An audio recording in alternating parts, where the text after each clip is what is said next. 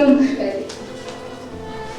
আজ আমরা এখানে সবাই উপস্থিত হয়েছে কবিতাকে ভালোবেসে, কবিতার টানে।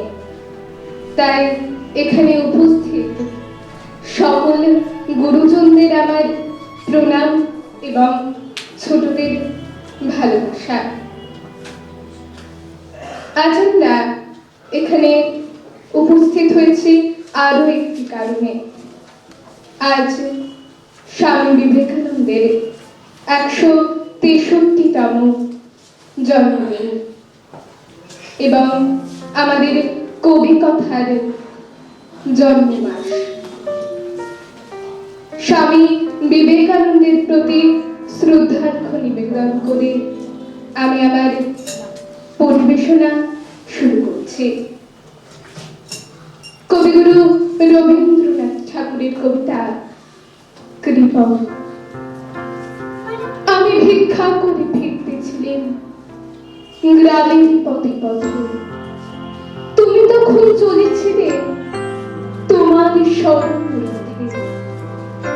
অপূর্ব এক স্বপ্ন সম লাগতেছিল চোখে মন।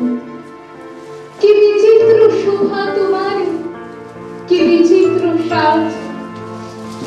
আমি মনে ভাবতেছিলেন এ কোন মহারাজ। আজ শুভক্ষণে রাত পোহালো, ভেবেছিলেন তবে আজ আমার দাঁড়ে দাঁড়ে ফিরতে না হবে। বাহিরে হতে না হতে কাহার দেখা পেলেন পথে। চলিতে রথ ধনু ধান্য ছড়াবে দুই ধারে। মুঠা মুঠা করে নেব নেব ভারে ভারে। দেখি সহসা রথ থেমে গেল আমার কাছে এসে। আমার মুখ বাড়িতে নাম তুমি হেসে। দেখি মুখের প্রসন্নতা জড়িয়ে গেল সকল ব্যথা। হেন কালে কিসের লাগে তুমি অকস্মাৎ। আমায় কিছু দাও গো বলে বাড়িয়ে দিলে হাত। মনে হে কি কথা রাজা ধীরা আছে। আমায় দাও গো কিছু শুনে ক্ষণকালের তরে মাথা নিচু।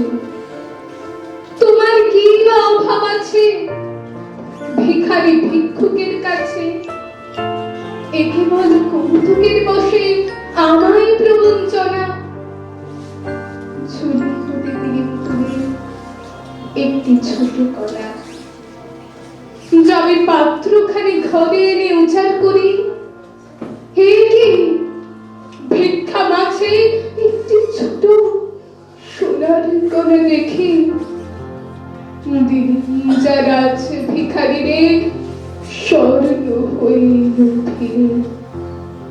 তখন কাঁদি চোখের জলে দুটি নয়ন ধরে। তোমায় কেন দিইনি আমার সকল শূন্য করে। অসম্ভব